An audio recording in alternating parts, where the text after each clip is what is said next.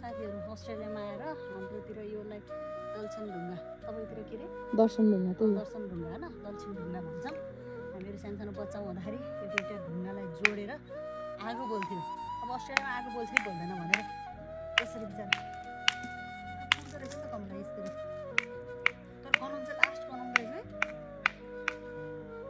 Last बनायो। अब आगो बाल्दैछ, धुवा पनि बाल्दैछ।